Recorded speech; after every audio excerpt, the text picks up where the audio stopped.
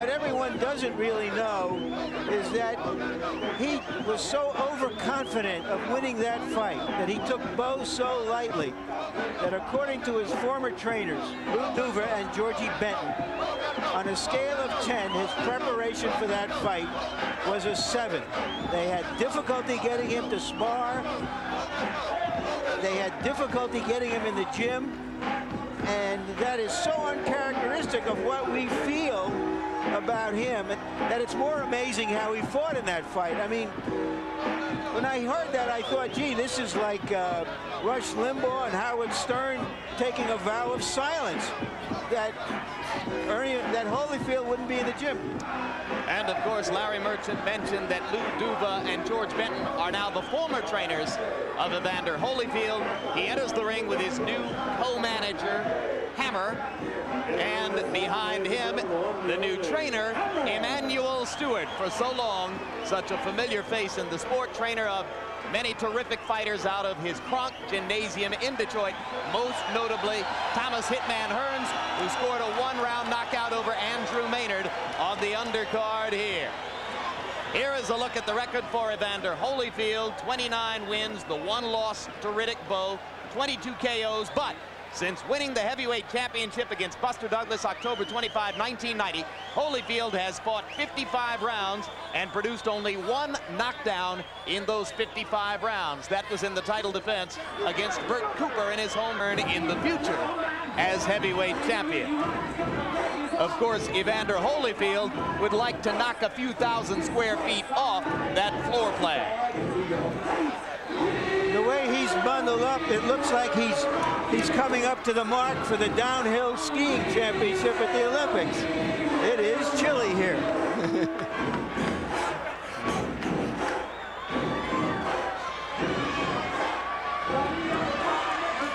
Championship belts enter the ring ahead of Bowe.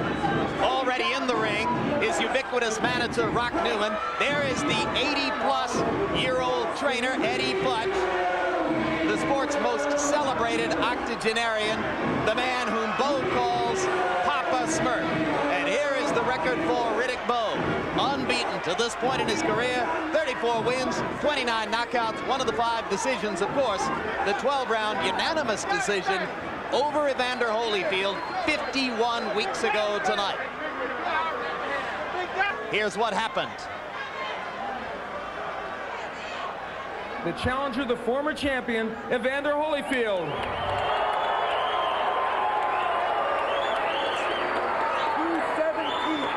Evander Holyfield weighs in at 217 pounds. Next up on the scales, the man who holds the WBA and IBF World Championships, Riddick Bowe.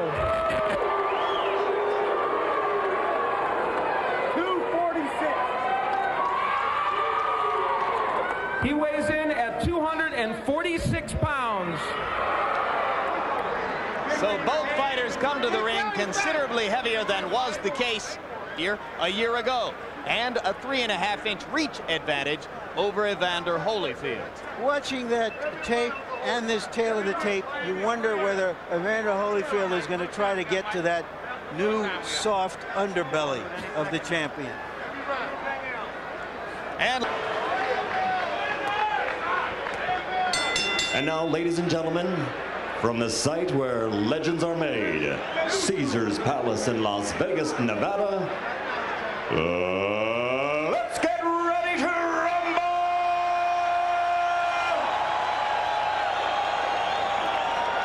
12 rounds of boxing for the heavyweight championship of the world. Introducing first, fighting out of the blue corner, wearing the gold trunks with black trim and weighing 217 pounds. This 1984 Olympic medalist has a professional record of 29-1 with 22 KOs. He is a former 2-time undisputed world champion in 2 different divisions. Ladies and gentlemen, from Atlanta, Georgia, the challenger and former heavyweight champion of the world, Evander Holyfield.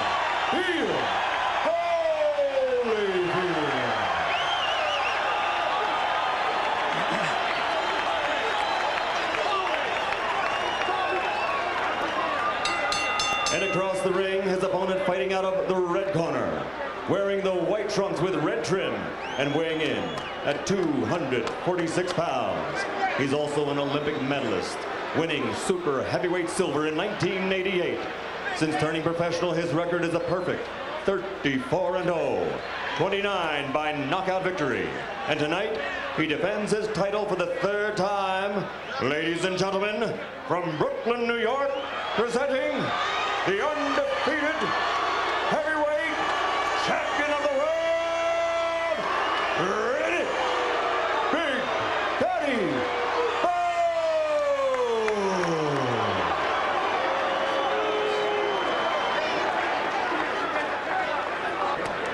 Okay, now, Eddie, I want to tell you, if he goes right here, I'm not going to call it low. That's going to be all right. Fair enough?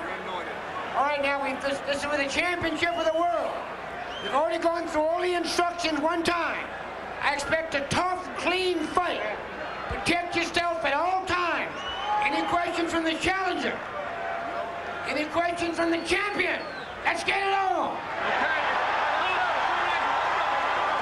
Jim, the only sequels I can think of that live up to the originals were Ali Fraser 3 and Godfather 2. But everybody is here hoping this fight can live up to the original. It's asking an awful lot. If it's even half as good, it will be, as 1993 goes, a memorable fight. One thing I got to tell you that's a pleasure for me about this, as Bowe cuffs Holyfield with 2 overhand rights to start the fight. But George Foreman, a heavyweight championship fight. Bowe, all the action so far, and there's a hard right. Bowe should never try to waste that kind of energy on a fighter like Evander Holyfield, who recovers. He gets hurt, but he recovers too much. Bowe came in looking as though he was thinking first round knockout. A lot of right hands, one of them to the body, several to the head, and now Evander has weathered that early storm. And you can get a first round knockout, but you got to do it properly. You got to set it up with Evander Holyfield. You don't disrespect a guy who doesn't believe in his heart. He lost the first fight anyway.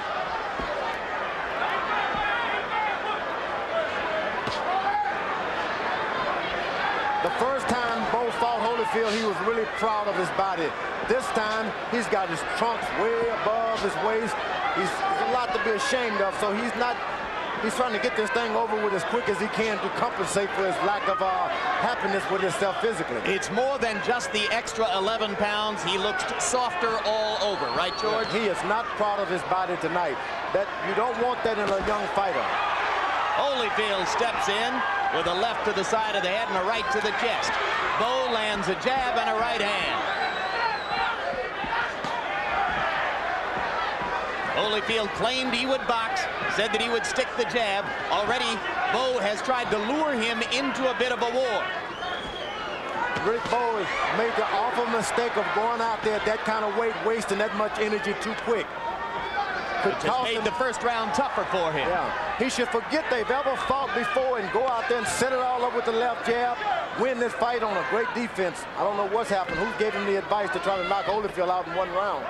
George, I thought that he hurt Holyfield early and he wanted to jump on him, and then he found out that he really hadn't hurt him, and he stepped back and now he's boxing again. Yeah, no, he really planned on getting out there and knocking this guy out in the first round. This Jesse Ferguson thing gave him a false sense of security. You may be right. Trading punches at center ring. Holyfield ending the exchange there. And as both men conserve energy a little bit, the point I wanted to make, George, 2 relatively clean livers, both of them serious, devoted fathers, both of them the kind of people who treat reporters like us with respect and courtesy. It's hard to root against either of these 2 guys. But you got to wonder, Riddick Bowe, you talk about clean living, he's eating a lot more pork chops than Evander Holyfield, spare ribs and everything. Well, pork is cleaner than a lot of other stuff, but you make a good point. It's not so much the pork, it's just that he eats a lot. Steaks, too.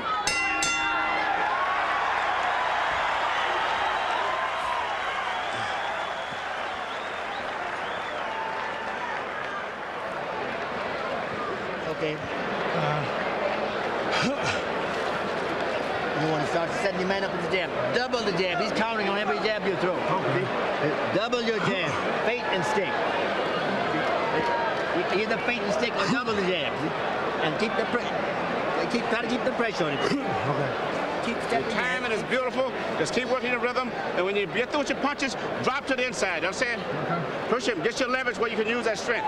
Push the big ball off balance. Don't put too much around. No, you don't want too much around his ass. Let's see where early on Bowe thought he had him hurt. What Bowe is trying to do is to let Holyfield know he's not going to let him box. And he thought he had him hurt here, and he came out to put some intimidation on him, perhaps.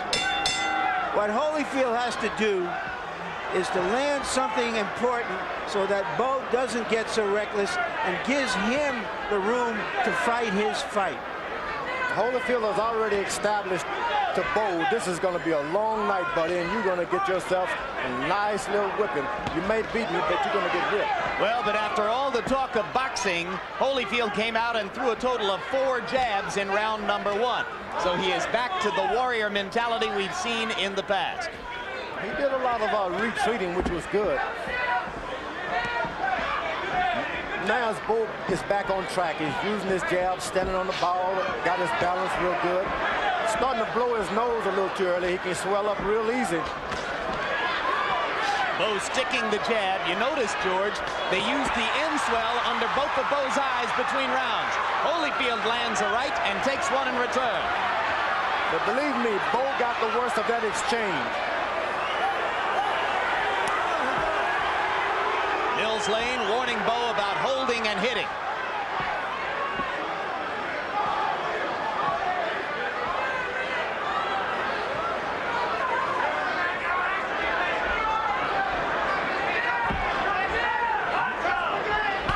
Holyfield has got the fight in his hand now. He's double jabbing. Everything he does, he moves first and then he retreats good afterwards. Left hook landed for Holyfield. Bowe was wide open for it, and he dropped the right hand. Holyfield moves to the right and left and then hits, and then he moves out of the way. And now Evander starts to stick the jab with regularity. And Bowe seems a bit befuddled by that. Reaching out with his right hand because Evander Holyfield is not there like he was the first time. This round started well for Riddick Bowe, but it appears in danger of ending badly for the champion. Now he sticks the jab again. Evander Holyfield is setting things up for a good right hand. He's jabbing to the body to get this guy conscious of a body punch, and he's intending to drop him with a right hand. And another left hook landed flush for Holyfield, and now Bowe tries to show off his in-fighting skills. One of the big weapons in Bowe's arsenal, he is regarded as a great in-fighter, particularly for a big man. Holyfield is counting on a counter right hand. If he catches Bowe, he's going to drop him.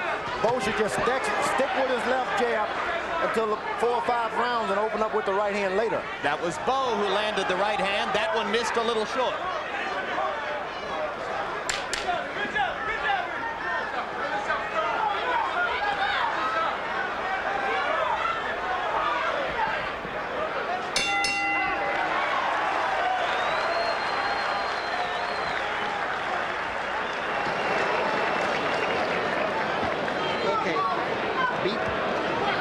Patient. Just keep that jab working. Keep that jab working. Keep sliding in. Feint the jab once in a while instead before you throw it. See? Feint a lot. He's a little tight. He'll react. Break on off, okay? Because you get him tired, then you're going to turn it on going down the stretch, okay? Okay. All right, you're looking good, fighting a perfect fight. Vaseline, Manuel. No, he don't need too much. He don't like too much Vaseline. He don't. The jab. See the monitor. Right hand, come back with the left hook. Keep your hands up, he'll start leading with right hands now. All right. Every time you shoot that right hand, roll the counter, but you're looking beautiful. Hey.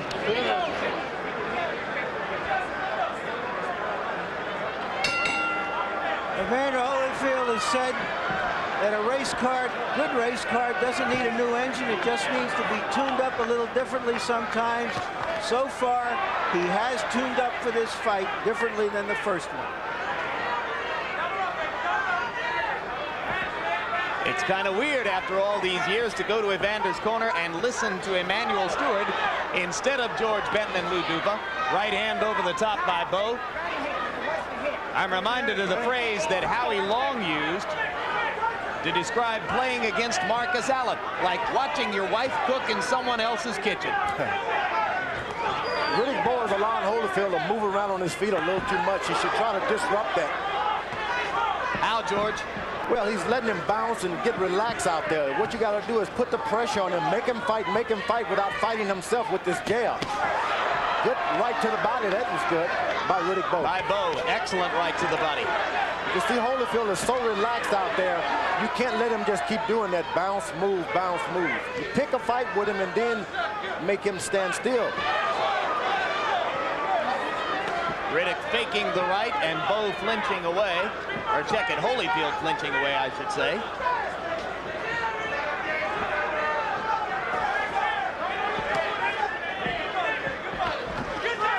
Jab landed twice. Right hand wasn't there. That time the right caught leather from Holyfield's glove. Holyfield pawing with the jab now and lands a right hand in close. And if Holyfield continues to land those pecky right hands, it'd be an advantage to him as the fight go on. Bowe has got big eyes and they seem to swell up easy. Shouldn't try to land a heavy shot, not too soon.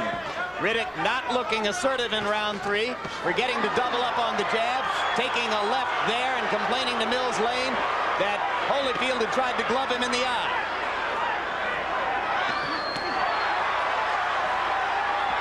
It is Evander who throws combinations. Bowe throwing one punch at a time. Evander Holyfield is the best combination fighter of the two. Bowe is a better right-hand shot, but Holyfield is the best combination fighter. And things are going well for Holyfield at this point.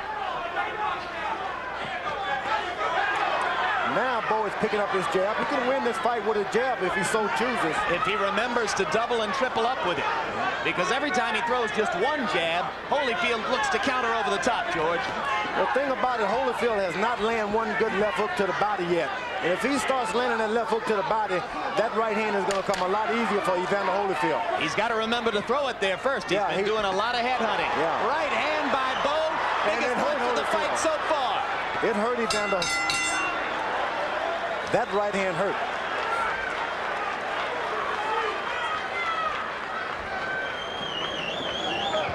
Beginning to slow down now. Yeah, I see. Yes. Keep that stick going. Keep that stick going. When you get him near the ropes, I'm going to use your hook and cross. Now here's where Bowe will complain of a thumb right there. You really can't see the thumb. There was these no gloves. There didn't seem to be any. He complained also, if you may recall, in the first fight. That looked like a clean left hook. All the way. Later in the round, some good inside shots by Bowe. Bowe is an extremely well-schooled, polished big man. I don't think I've ever seen a big man as polished as Bowe is. And you see the statistical edges for Bowe through round 3 in punch count numbers. But it is Holyfield who has been more vigorous, more energetic, throwing more combinations. Bowe getting more accurate now as time goes on. Here comes the clowning I told you about.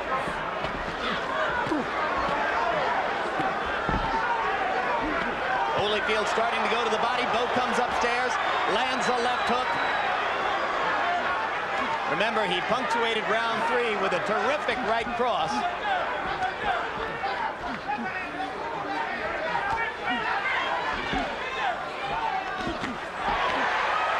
All because Riddick Bowe decides to clown with a real Olympic champion. You just can't clown with certain guys. Left hook by Holyfield. Bowe going to the body. Action reminiscent of round 10 in the first fight. One of the great rounds in the recent history of boxing. In the first fight, Riddick Bowe was so thin that his hands just moved by themselves. This time, he's got to do so much with so much effort. So little with so much effort. Holyfield leaping in and taking a right to the body. And an uppercut and a right hand over the top. That's the shot that Evander can't take, is that uppercut of Bowe. When Evander leans in like this, he is susceptible to that uppercut, George. That's right. That's the bread and butter punch for Riddick Bowe, is that uppercut. They trade leather at close quarters. Holyfield trying to remember to go to the body. He better remember to get out of there. You got too many rounds left to start mixing it up with the big guy. You don't want to go shoulder to shoulder with Riddick Bowe. He is too sharp and has too many weapons inside. And not only that, as he leans on you with that 246, 50 pounds, really, it starts to wear those thin legs of Evander Holyfield down. That's a strategy you understand pretty well, huh, yeah, George? you lean on them and you keep leaning, and the thin legs can't take it.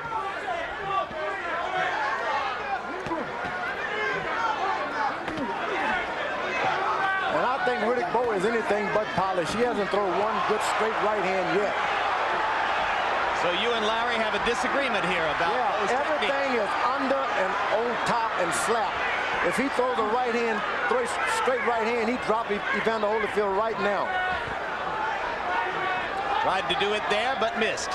He just haven't gotten one straight shot going. I'll agree with one thing with you, George, though. He can win the fight with the jab if he sticks with it. And a straight right hand, but everything is slapped onside the jaw. Abrasion above the left eye of Riddick Bowe. There may be blood beginning to emerge from Bowe's left eye. Holyfield lands a right on the target. And a left hand for Holyfield. And they swing and swing after the bell. And look at this.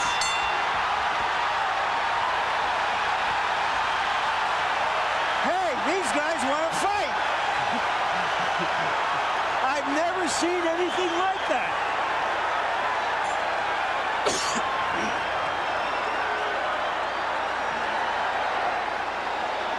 And there is blood above Bowe's left eye, gentlemen. And a cut in the middle of his head as well. Two cuts.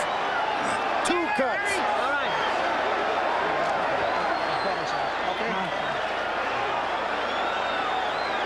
Got to get under those counter shots more. Well, this is either the end of the fourth round or the start of the fifth. Take your pick. I've never seen so many blows landed after a bell. Have you, George? Not many, but most were all slaps. It's a real good slap match at this time, and that's why there's going to be a lot of cuts. One thing it did is to limit the amount of time that Bowe's corner had to work on his two cuts above the left eye and in the center of the brow, right between the eyes. They've got a real good cut man, though.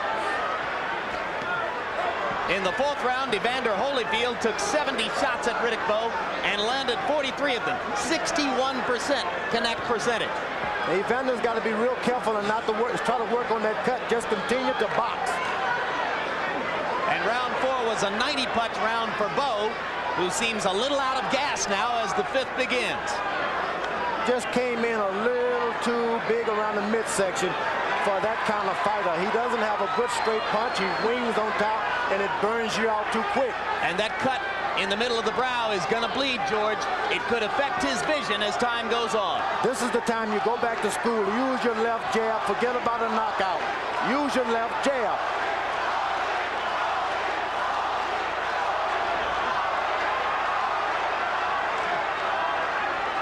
He could win it with his left jab. I don't know why they didn't tell him that.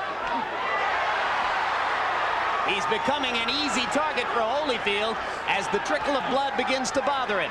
But he still has this good big right hand if he can ever make it go straight. Now Holyfield cut Alex Stewart in the first round of their fight on June 26th. And after that became a less effective fighter as he tried to target the cut.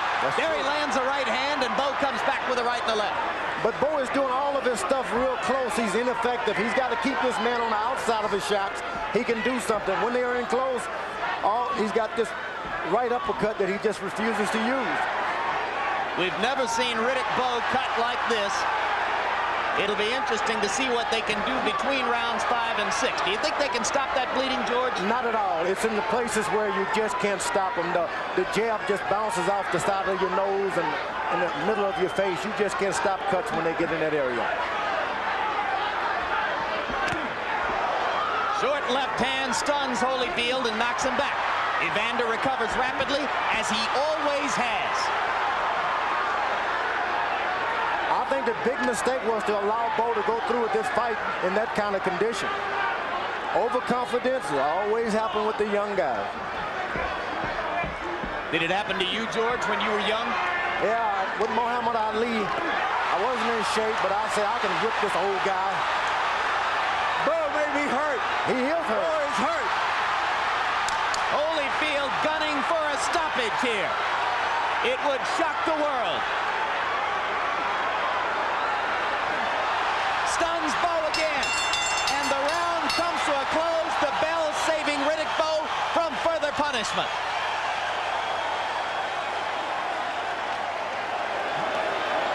Let me see that. I got it, Doc. Give me a shot. I just want to see it. Yeah, that side, right here. Get your hands up. Get your hands up and move. Hands up and move. Jab and move around until you get. And here's where Bowe hurts him. Right in there. That left followed by that short right. The right behind his head.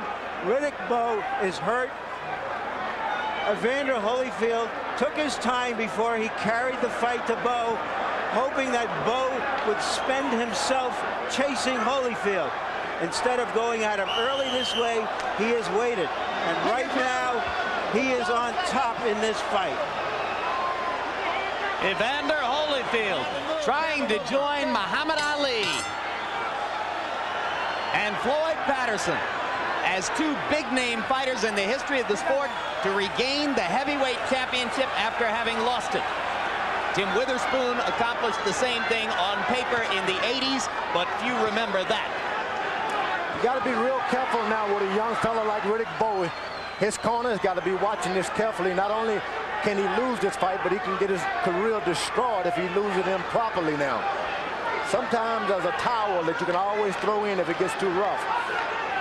Because he's not only being whipped, he's being cut bad. The blood, you lose a lot of your strength.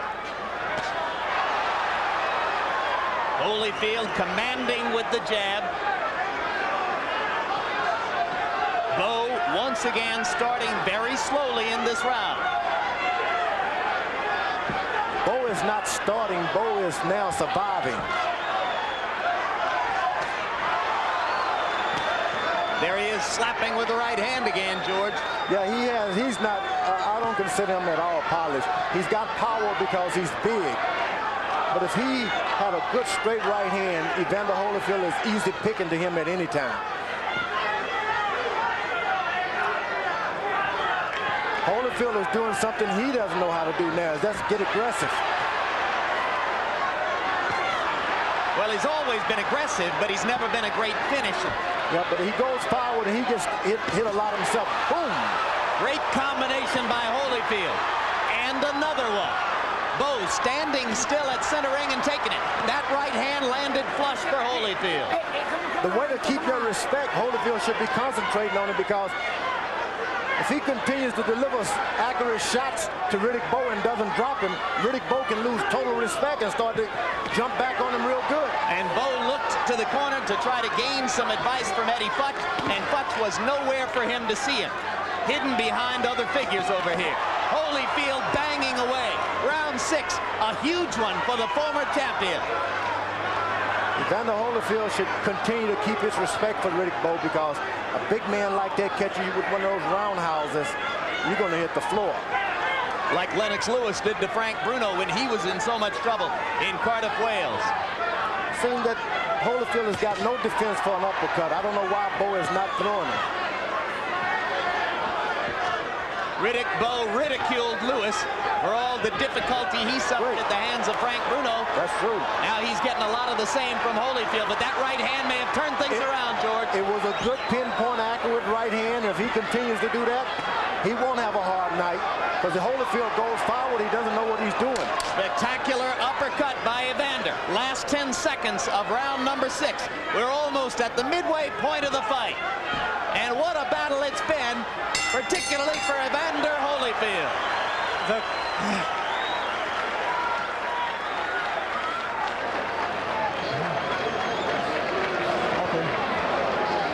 I got it. You got that there? the score, the fight scored so far? Larry, I've still got Riddick Bowe on top, 4 rounds to 2. 58-56 in the points. I thought Riddick Bowe was very, very busy in the first 4 rounds. Won it on clean punching and effective aggressiveness. Certainly in round 5, Evander Holyfield turned the fight around completely. He's coming back. He's on top now. He seems to have taken control of the fight, and he certainly is banging Riddick Bowe around in the last 2 rounds. I think there's going to be a tremendous controversy over the referee because Mills didn't get in quick enough at the end of the 4th round.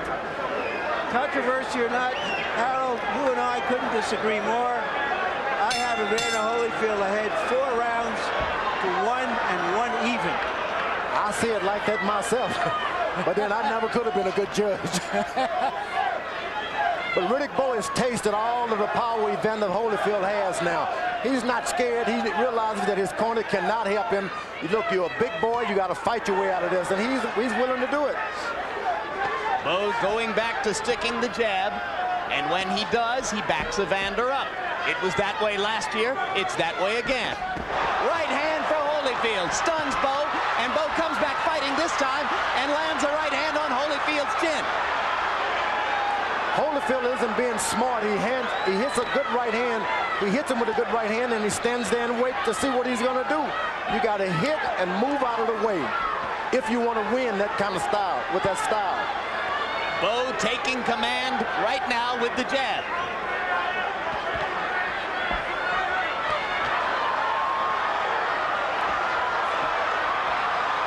Someone is telling...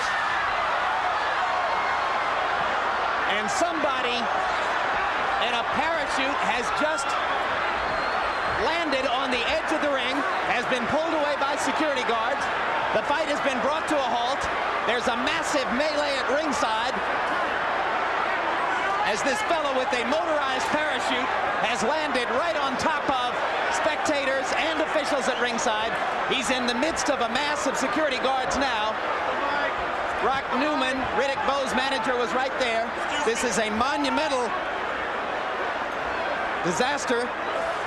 Right now, police are filing by me at ringside and grabbing this gentleman who has created a monstrosity of an interruption in the bout. His parachute has caught itself up on a row of ring lights. Now we're going to take a look at an earlier shot of the parachutist before he came down. There he was on the left of the ring. And let's see what happened as he approached ringside.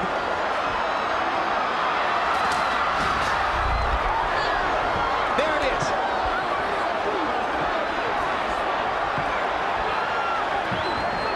He hung himself up right on the lights, as you see there, and his body landed on the ring apron right on top of a variety of people.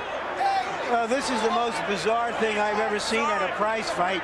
And I've seen a few bizarre things. The thing so dangerous about this, it wasn't only a parachute. He's got some motorized exactly. On there. It's a heavy. Up a lot of people. It's a heavy capsule under that parachute with a motorized attachment. There could have been a propeller there for all we know, George. And if nobody has been hurt, it will be a near miracle. I've seen blood on one hand out there.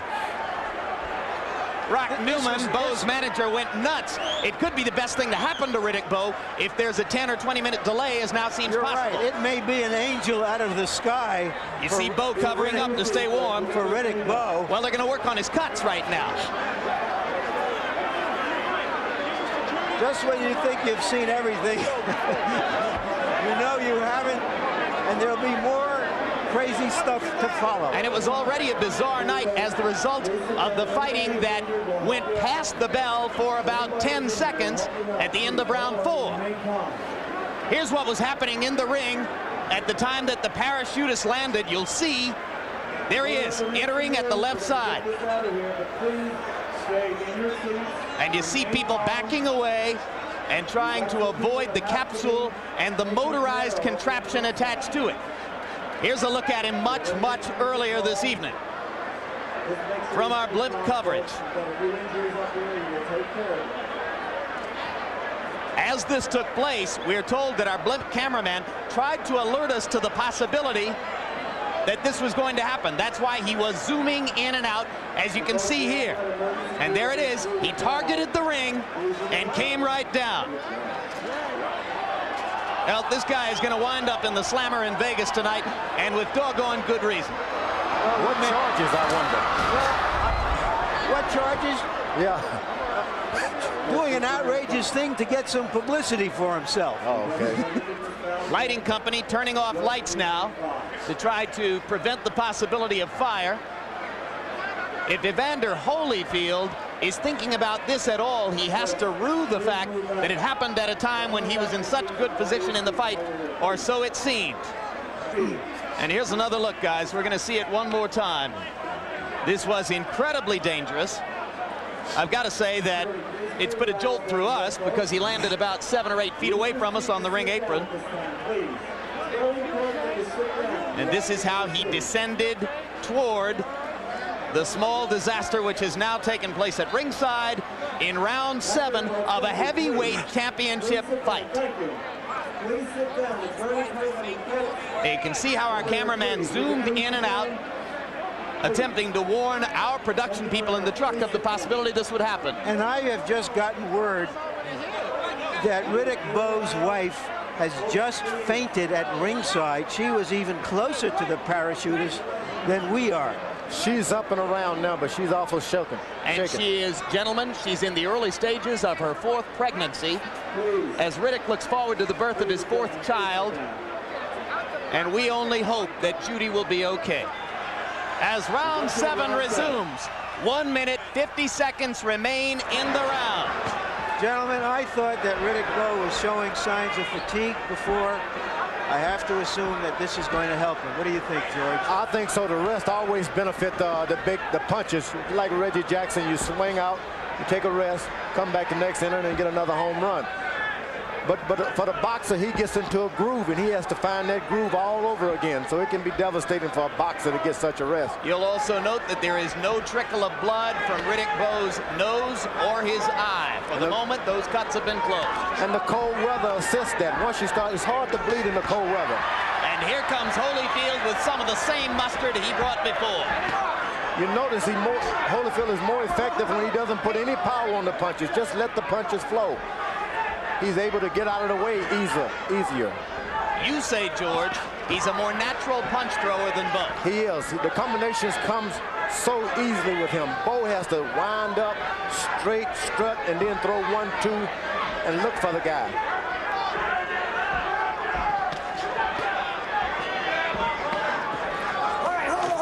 Holyfield could get in his mind when he's hit by Riddick Bowe. Listen, it hurts, so get out of the way. For some reason, he convinced himself, oh, that didn't hurt. As they finish out round 7, up to now, Holyfield has looked much the sharper of the two. And the combinations are coming real easy now.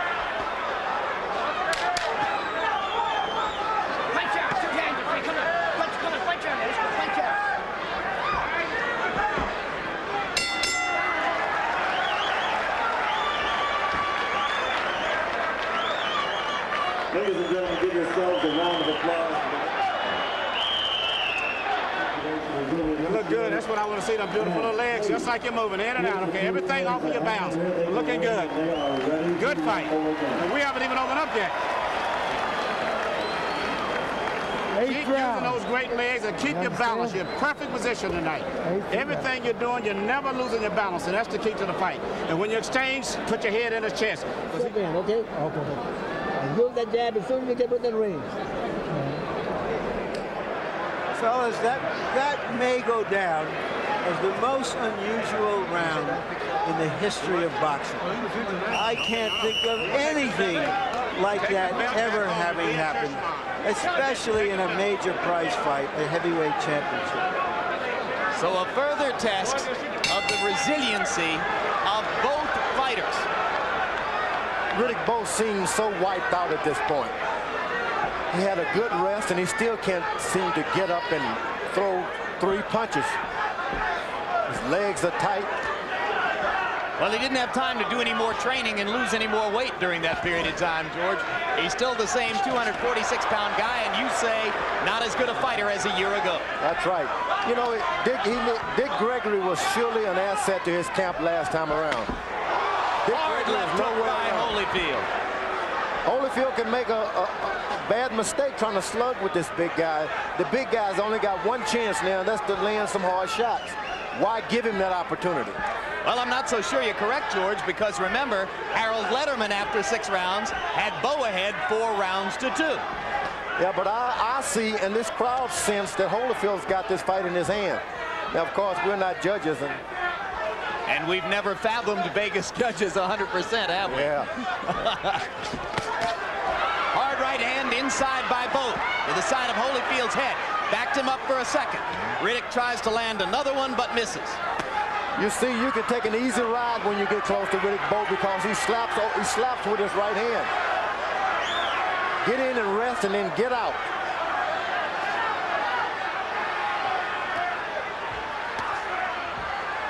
Now, this is a mistake for Holyfield. When you hit that big man, believe me, he's going to pay you back. Hit him, get out of the way. Don't sit and assess your damage. But this time in close, it was Holyfield who landed the uppercut. Now Bowe tries an uppercut there, and it was blocked by Holyfield's glove. The one thing when you're fighting the younger fighters, you can be assured once you hit them hard, they're going to try and pay you back. So you hit them and then move out of the way because they're coming back. Good left to the body by Holyfield as they fight in the clinch. Blood trickling again from above the left eye of Riddick Bowe. And now all down his nose. And bound to affect the vision in the left eye. And Holyfield takes advantage with the right hand. Should not try to go for the knockout. Just get the same punches without all of the extra effort. It's not going to hurt anymore if he leans in with all his power or if he doesn't. So just do the punches and get out of the way. George, do you think blood on your opponent helps you win a decision? Not at all. You don't think it affects the judges? No, Larry Holmes put blood on Evander Holyfield in their fight, and the judges didn't even pay any attention to it. Right hand over the top by Holyfield. Beating Riddick Bowe to the punch right now. He's no doubt outboxing Riddick Bowe, but he should stay away from the slugfest. Another left-right combination by Evander. And 3 more shots. And Bowe comes back with a hard right. And again, they fight beyond the bell. And Evander Holyfield is starting to dominate this fight.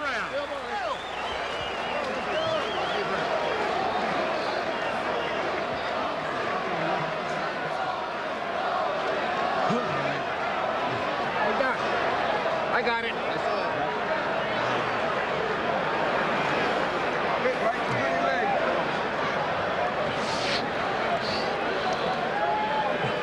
On the inside, don't wait. Fans fell in love with Holyfield last time because of the courage he showed in defeat, his first defeat. Here tonight, they're beginning to fall in love with him because of the courage and the skill he is showing in trying to recapture his title. An unmarked Evander Holyfield. 2 cuts on Riddick Bowe, one above the left eye and one above the bridge of the nose. As they begin round number 9. 2/3 of the way through the fight. Punches in round 8. Bowe landing more. Holyfield a higher percentage. Both men punching accurately. Riddick Bowe is getting kind of desperate with that right hand now. He needs to set it up with the jab. He's got to set it up behind a jab, and it can happen real easily if he only believed in it.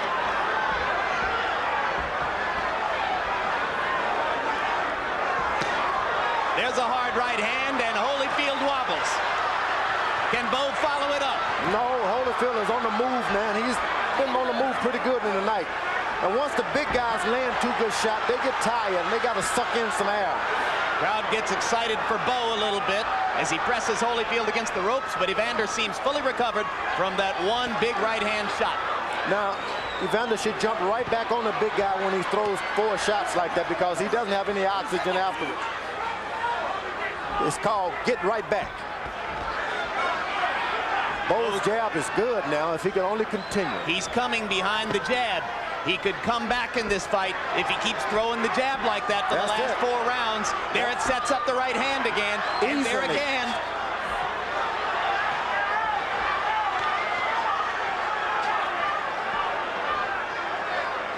Holyfield should just forget trying to slug it out with this guy, hurt him, and get it out of the way. Holyfield staying in, becoming a target. Bowe starting to heat up.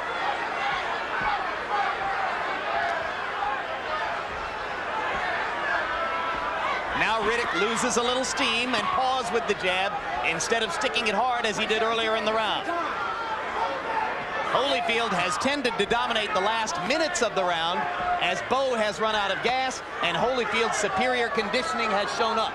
And at this point, we're starting to see Evander Holyfield's left hook to the body, which we hadn't seen earlier. Bowe is trying to counteract by going below the belt. This time, Holyfield doesn't ask the referee for help as he did the first time. Solid right hand inside by Bowe. Holyfield leaned into it. Holyfield actually landed the right hand first that time. Another right hand. Left-right combination. Bowe misses with the uppercut. But why Holyfield leans in after he lands that right hand, I don't know. Throws the right hand and falls right into Bowe.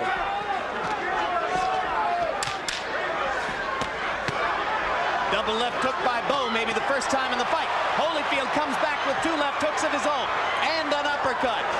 And another flurry to end the round by Evander Holyfield. And again, Lane has to keep them apart.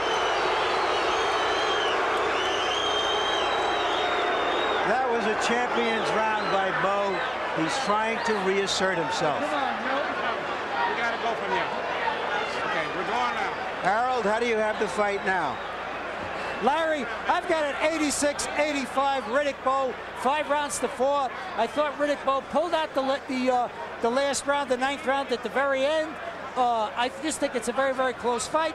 Certainly, I thought that Evander Holyfield won rounds 5 through 8. I have Holyfield well ahead, 6 rounds to 2, 1 even. Well, that's the most dramatic disparity we've had in a while in HBO scoring, that's for sure. Push him around, rough him up. You hear that? Rough him up now, Bowe. Rough him up. Eddie Futch telling Riddick Bowe, rip him around, rough him up. He wants Bowe to try to get Holyfield to brawl again.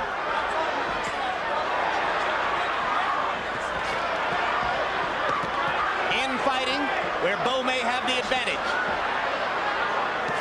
Why Holyfield lays in there with that big man is a great mistake. The only thing he knows how to do, George. It isn't necessary at all. You get your shots and run away. Warrior's heart, Warrior's mentality. We're into the 10th round, and of course, you can't forget what happened in the 10th round a year ago when the 2 men fought a pitched battle with a seesaw momentum. First Bowe dominating and seeming on the verge of a knockout, then Holyfield coming back. Once again, 51 weeks later, they are trading leather in the 10th. Holyfield is doing so good when he lands 2 or 3 jabs, move out of the way, go back, and do it again. Right hand by Holyfield. He falls forward. He shouldn't fall forward once he does it. Clean jab, snapping Bowe's head back. Holyfield much the sharper puncher so far in round 10. Bowe landed a right inside. You better be careful. Bowe is trying to use every dirty trick in the book, hitting below the belt, hitting on the break, waiting for the bell to land another shot.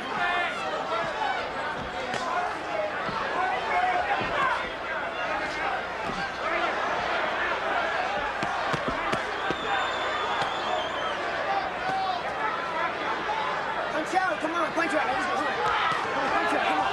Oh, 1 step back. Punch it. Holyfield is interested in holding a little bit these days. Buying time. Yeah, he shouldn't try to stay in close with the big guy because his legs aren't strong enough to keep pushing that weight off like that. Although he's got muscles. Yep. Trading and trading. Step back and step back a bit. You get the feeling that Bowe, if he ever throws a 2 good straight right hands, he can end this fight. Why Holyfield mixes it up? I don't know, George. Evander's got a pretty good chin. You didn't get him down. Amen to that.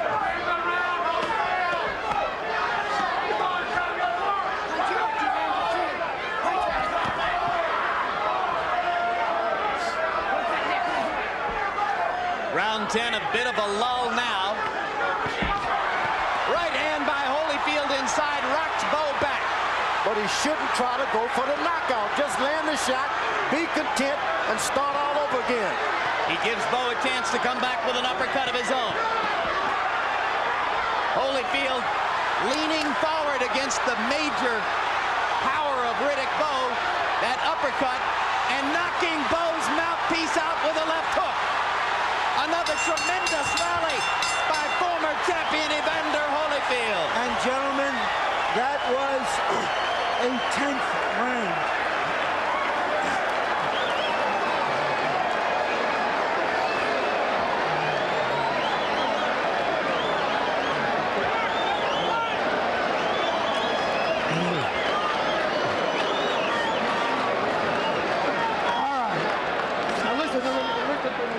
You can win this fight. It's yours. You got 6. All right.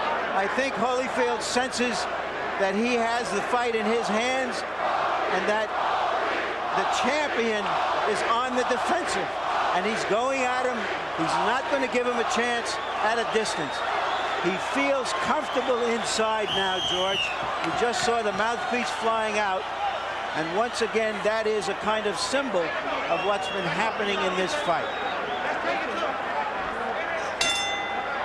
What a tremendous effort by Holyfield.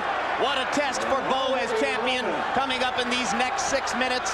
You would think it was Handel's Messiah here a month and a half before Christmas as the crowd chants, holy, holy, holy, and Holyfield delivers another right hand. Riddick Bowe has been doing a lot of bashing on Holyfield, talking about him, saying cruel things, and you'd be surprised the public just doesn't like that all the time. To say nothing of Holyfield. Holyfield marshaled his anger. He never went back at Bowe in those news conferences when Riddick called him a jughead and a gargoyle. He saved his ammunition for tonight. Evander saving everything for counter right hands. And he's moving good. When they fought last, his feet were more stable. He didn't bounce around like this in the 10th, 11th round. Left hook inside by Holyfield. He stands in front of Bowe, but Bowe seems not to have the ammunition to go after the target right now. Riddick Bowe's corner told him when they get Evander Holyfield against the rope, go for it. And this is the first time he's tried it. George, do you think after all these rounds and all the shots that Bowe has taken that he still has the strength to knock out Evander Holyfield? I do believe. You remember, you talk about how polished he is, but he hasn't landed that good polished right hand that he has. And if he gets it, he can win this thing. I think Evander Holyfield has taken the polish off him. Holyfield winning most of the exchanges at close range against a guy regarded as a terrific infighter. Bowe not quick enough tonight. Now looking more and more hesitant as he tries to find the target with time running out. Bowe is a desperate man. You just don't fool around with desperate guys like this. There's that right hand just inches away from being on the target by Riddick Bowe.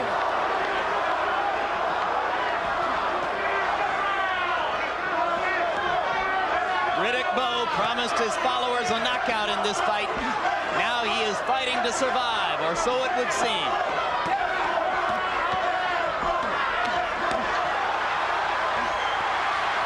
Round 11 rapidly coming to a close. And surely Evander Holyfield believes in it. Tries that counter right hand. Evander Holyfield has been waiting for that right hand all night. It's the same one that dropped Buster Douglas. It hit him, didn't hurt him, but it got him with it. 10 seconds to go in the 11th. He got him again. Got him again. Tremendous right hand shots by Holyfield. Surely he believes in his heart, regardless of what's on those judges' scorecards, that he's 3 minutes away from taking his title back.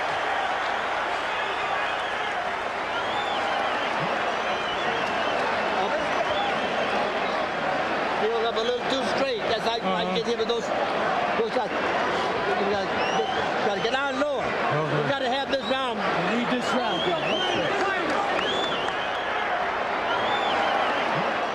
Here we see Evander Holyfield given a second chance and making the most of it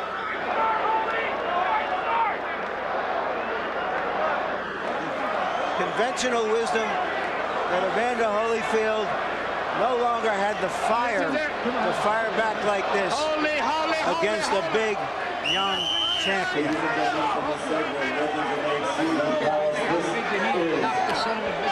Round number 12, the final round, the round of applause. Evander Holyfield and Riddick Bowe, final round.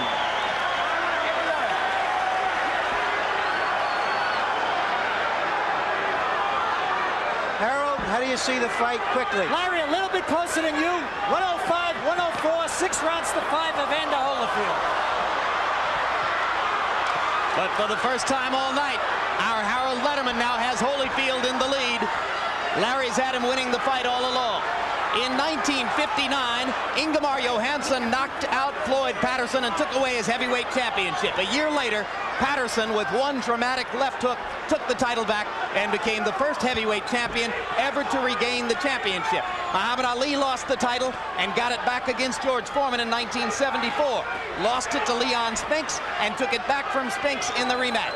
In the alphabet morass of the mid-'80s in the heavyweight division, Tim Witherspoon accomplished the same feat with one of the 3 titles. Now Evander Holyfield tries to join Witherspoon, Ali, and Patterson as the only 4 men ever to lose and then regain the heavyweight championship of the world. I think a lot rests on this round. Holyfield shouldn't try to cruise through it. He loses this round, he could lose his chance to become part of history. George, he's never cruised through a round in his life. He just hit Bowe with the biggest right hand of the night, and Riddick came back with one of his own. Yeah, he tried to cruise a little bit. He better try to win this fight and not try to cruise. Regardless of the outcome, are these 2 men matched for exciting fights or what? This is exciting.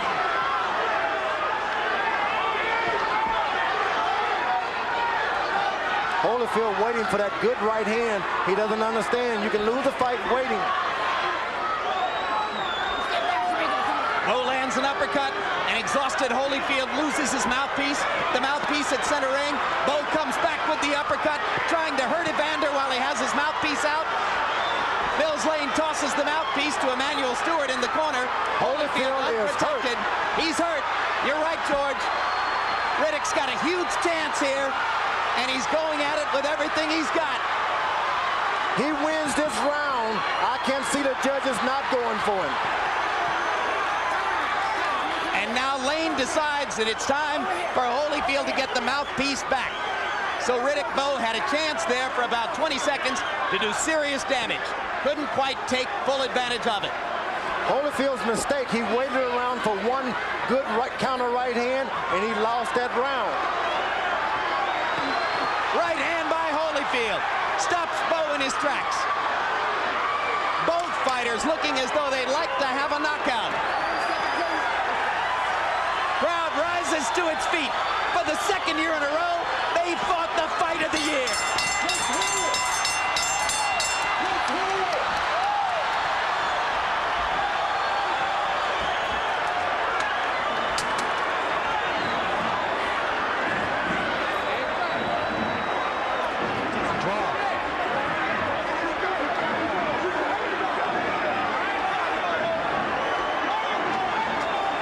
Sometimes, gentlemen, the sequel can be better than the original, even when the original was terrific.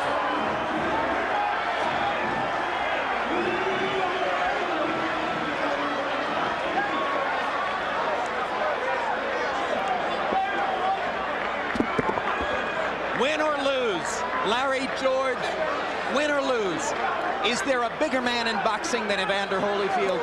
I think not. Holyfield has proven beyond a doubt that he's the bigger in the heart. That right hand that he waited too long for, he finally connected. A tremendous finish to a tremendous fight.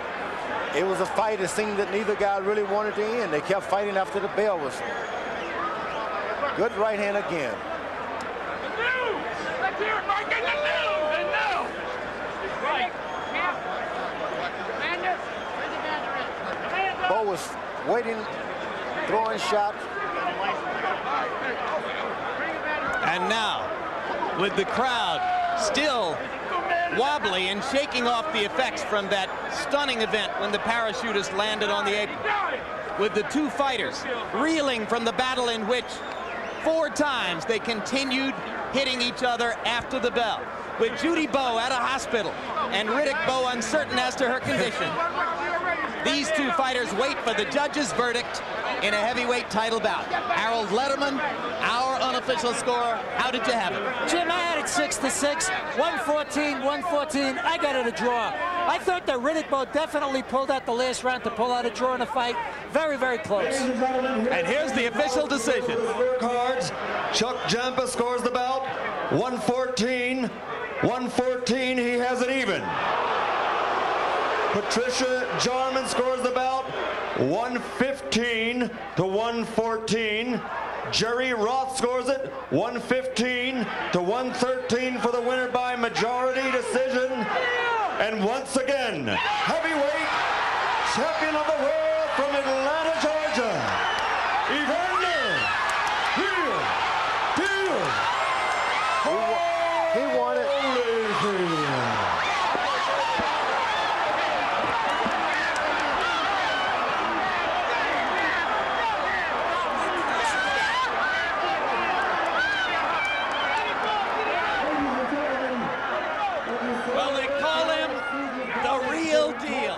And tonight, he was all of that.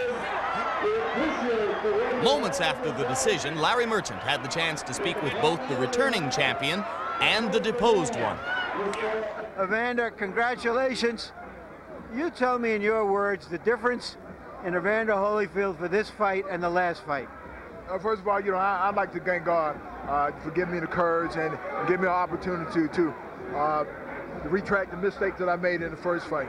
And the difference is that a boxer smarter to fight. It took some time for me to slug with him just to get the respect.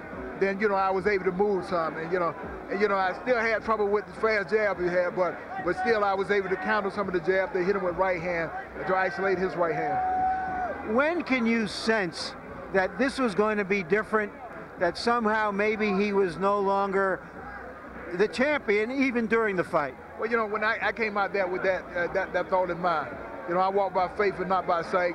I promised everybody that I was going to win this. I knew the Lord would give me strength. All I had to do is just have courage to go in there and fight the fight regardless of the circumstances. Because, he shook me up sometimes and stuff that could have got me into just slugging. But, I thank God for me having a sound mind, being able to break out from that slug and go back to boxing. So the fact that you changed paces, boxing him, slugging with him, do you think that in some way that threw him off, unlike the last time where he can anticipate everything you were doing? Well yes, what's important is a person's rhythm. When a man is... All right, Sam. I'm coming back. I want him again. Look ahead, y'all. Y'all see that nose? The whole thing is that, when a man is in his rhythm, it's just like sprinting. Most people might be able to run a long distance because they run in the pace. But if you make him chop it up, then, it throws their rhythm. And, he's a big man. To stop and stuff really messed the guy up. So, I realized that to get me tired, so I knew it had to make him even tighter. Evander, none of us have ever seen anything like that 7th round. I know you haven't. What exactly did you see when the parachutist almost got into the ring? Well, I'm telling you, when the guy came in with the parachute, I thought somebody was jumping over the rope, getting ready to do something. I was getting ready to run out the ring myself. I didn't know what happened. It was coming so fast, and he got hung up on the rope. But I was hoping that he wouldn't punch at something. You seemed to be gathering momentum at that point, and then there was a long layoff. How did it affect you? How do you think it affected the fight? Well, I think it really slowed down the pace. And the whole thing is that I thought I had him tired at the time. He was breathing hard, and I was able to lead off. He wasn't getting off with the jab. He was bleeding a lot. And so, but what happened is that, when I came back to the corner, I was getting stiff in my back too. But I felt that he was getting tired, and I was getting ready to pour it on. Have you ever had a second chance to do something else in your life that you had regretted and corrected? Anything? Well, yes. To make the Olympic team. I lost the Olympic trial, and I had to come back and fight Ricky Womack twice to beat him. And, I was determined that, I had to win this thing. What are your plans now as the heavyweight champion? Who do you want to fight next? Will you give Bowe a chance? Do you want to fight Lennox Lewis? What is your outlook on the championship now, having it a second time? Well, you know, my outlook now is to get home and get to church, and you know, and be able to thank the Lord before all the people. Let everybody know that, you know, it's not I, it's Jesus that gave me the faith and the confidence to be the champion of the world again. Thank you very much, Evander. Thank you. Riddick, you explained to us the difference between the first fight and the second fight, except the fact that you won the first and lost this. Why did you lose this fight? Well, Larry, I guess the judges saw different. I felt like going into the last round it was close, and I felt like I had to dominate the last round in order to, you know, pull off a decision. And I thought I did that, but the judges saw otherwise. You weren't as effective through the middle rounds. Did the fact that he stayed away from you quite a bit somehow change the dynamics of the fight? Well, perhaps that could prove to be a big factor. As I said earlier, I wasn't going to chase him, and perhaps by me just waiting, he was able to pile up points. I really can't say at this particular point because I haven't seen the tape, but again, I take my hat off to Evander Holyfield. I wish him all the luck, and perhaps we can do the third time. Perhaps the next one might be greater than the Phil in Manila. Were you as prepared for this fight mentally and physically as you were when you were challenging for the title? Well, I think for this fight, I had to do a lot more interviews and things like that, but again, I'm not one to make excuses. The judges say Evander Holyfield won this one, and I congratulate him, and I hope he does well, you know, with the championship, because in due time, I'll be back. Tell us about the 7th round. What you saw, when you saw it, and how did it affect you? How did that long delay affect the fight? Well, I got cold somewhat, and I felt like at that point, I had to, it was in my favor. And by the 6th round being stopped and what have you, I had the opportunity to get cold, and I guess Evander Holyfield took advantage of it, and he came out, he was strong. Did you know that your wife, Judy, had fainted at ringside during that time? Yeah, I saw that, and I kind of, you know, looked back at her, and I saw her taken out. But I'm not going to say that affected me. I guess part of me wanted to be there for her because, you know, she is pregnant. And I don't want to take anything from Evander Holyfield. He won the fight, as the judges would say. But I guess by me seeing that, it kind of distracted me somewhat. All right, it wouldn't be human for you not to be in some way affected, even as you went back to work. Oh, I definitely was affected. But again, I do not want to take anything away from Evander Holyfield. If the judges say he won tonight, my hat goes up to him, and I congratulate him. What are your plans now? I shall return. I'm going to shock everybody. Evander knows, I guess maybe I'm in the predicament he was at one point, and I'm just that much determined as he was the last time. So, again, I'm just still young, and I'll be back. Thank you very much, Riddick. So let's sum up the events of this landmark evening in the recent history of heavyweight boxing. Evander Holyfield joins Tim Witherspoon, Muhammad Ali, and Floyd Patterson to become only the 4th man in the history of the sport to have lost the heavyweight championship and then won it back in the ring. As for Riddick Bowe, he loses the heavyweight title, and in his 35th fight, he has his first loss. His future changes somewhat. Final punch stat numbers paint a fascinating picture of what happened in the ring. You'll see that in our overall punch stat computations, Bowe is given credit for having thrown more than 250 more punches and landed exactly 100 more than did Holyfield. But when you look at power punches, hooks, crosses, and uppercuts, that tells you a different story. When they stood toe-to-toe, Holyfield landed at an astonishing 53% rate, and that, in the eyes of the judges, was enough for him to win back his heavyweight title. George Foreman, what does this do to Evander Holyfield's place in the history of heavyweight boxing? Well, he's proven that tag now the real deal. He's recaptured the heavyweight title, which is a few heavyweights of a lot of tried, but few have been able to do. He did it in grand fashion. It wasn't given to him. He won it. And let me tell you, he puts his name right there with Floyd Patterson and Muhammad Ali, well, who did it by that. beating you in October of 1974. But we've got other great memories to treasure tonight, George. One of them, that Holyfield proved he could beat a man who outweighs him by 30 pounds, and a lot of people didn't think that was possible. Larry Merchant, your final thoughts. Well, I have a few things running through my mind right now, Jim. One of them is, who was that nutball who floated into the picture here, disturbing a great event? What does get into some people? Secondly, perhaps we're now closer to getting a resolution to the split heavyweight championship picture. Evander Holyfield is likely to face Lennox Lewis. for perhaps as much as $20 million. Third, Riddick Bowe. I think what Riddick Bowe ought to do is call his architect and get that kitchen out of the bedroom of his new home. And finally, Evander Holyfield. I sit here thinking of the 10th round last year when he was staggering around the ring, semi-conscious it seemed, and afterwards he said to me, "That's when I knew I had him." The crowd's going crazy, this big kid is throwing punches at him, and what Evander Holyfield is really thinking is, now I've got him where I want him. Jim, fighters like that you can count on the fingers of a boxing glove, and boxing gloves don't have many fingers. No, I think there's really only one, Evander Holyfield. And in a way, it's poetic that we go back now to where we started exactly a year ago. You have a veteran heavyweight champion in Evander Holyfield, a cadre of young contenders headed by Lennox Lewis and Michael Moorer, and yes, Riddick Bowe. And whatever happens next in this topsy-turvy heavyweight division, we'll continue to bring it to you on HBO. Some final notes. Judy Bowe, 3 months pregnant, taken to Valley Hospital in Las Vegas after fainting during the 7th round delay, was released later that night, pregnancy intact, and is now resting comfortably at home in Fort Washington, Maryland. Eddie Futch had heart palpitations during the fight and was taken to the Valley Hospital coronary unit. He was moved to a regular room on Sunday and released from the hospital Monday. He's now resting comfortably and cites the strain of Bowe's training camp for his difficulties.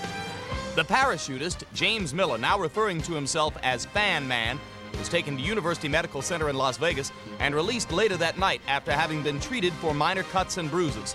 He was arrested by Las Vegas Metro Police, charged with dangerous flying, and released Sunday on $200 bail. A court date is set for the end of this month. 2 civil suits are planned against Miller, one by Bernard Brooks, a member of Bowe's camp who was cut when Miller came crashing down. The other suit is being filed by Spencer Promotions, Rock Newman's company, with the charge of disruption of promotion. Spencer Promotions will also ask the Las Vegas prosecutor's office to file a charge of assault against James Miller. If by chance